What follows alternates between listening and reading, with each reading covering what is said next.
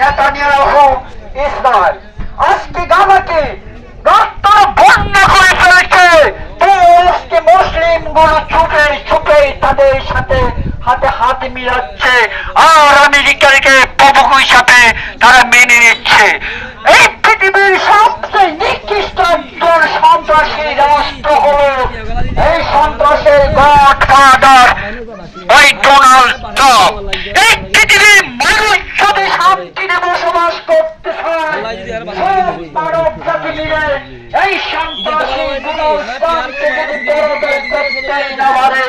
যদি আন্তর্জাতিক আদালতকে যদি প্রশ্ন করানো হয়, যদি মানব অধিকারকে যদি প্রশ্ন করানো হয়, তাহলে মানব জাতির ভাগ্য কোথায় গিয়ে দাঁড়ায় সেটা আমি জানি না।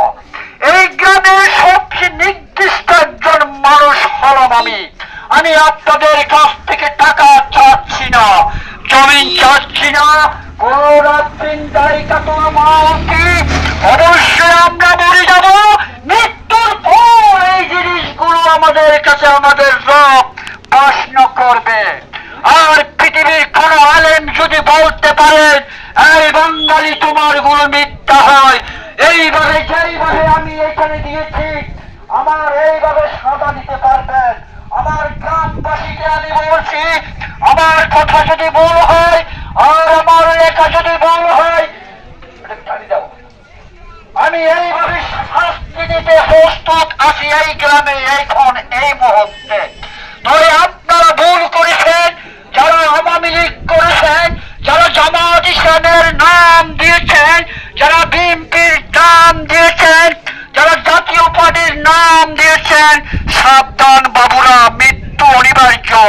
কোন যায় কাতুর মত।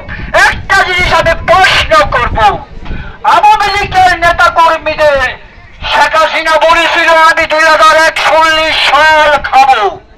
2041 সাল তো বাদ দেন, আমার প্রভু পৃথিবীর প্রভু যখন রেগে গেলেন 48 মিনিটও লাগে নয়। তার সেই দুর্বল দল হলো জামাত ইসলাম, তার সেই দুর্বল দল হলো বিএনপি, তার সেই দুর্বল দল হলো জাতীয় পার্টি। আজকে আমার জাতিকে কিভাবে অত্যাচার করেছি আপনারা দেখুন। আমি আমার বক্তব্য শেষ করছি। ভাই বোনেরা, আপনারা যে যেখানে আছেন, যদি আমার কথার মধ্যে ভুল থেকে যায় আপনারা আমাকে বলুন, তবে আমি থামা খাবো না, আমি শাস্তিতে জড়বো। আমি আবার আহ্বান জানাবো এই বড় বিলের মানুষ, এই আমার গ্রামের মহাপুরুষরা, ইসলাম ও অশুভ গণতন্ত্র প্রত্যাখ্যান করুন। যেই প্রভু আপনাদের আমাকে সৃষ্টি করেছে, যেই প্রভু আসমান খুঁটি ছাড়া রেখে দিয়েছে, সেই প্রভুর বিধানের দিকে একটু থাকান। লা ইলাহা ইল্লাল্লাহ মুহাম্মাদুর রাসূলুল্লাহ সাল্লাল্লাহু আলাইহি ওয়াসাল্লাম। আল্লাহু আকবার, আল্লাহু আকবার, আল্লাহু আকবার।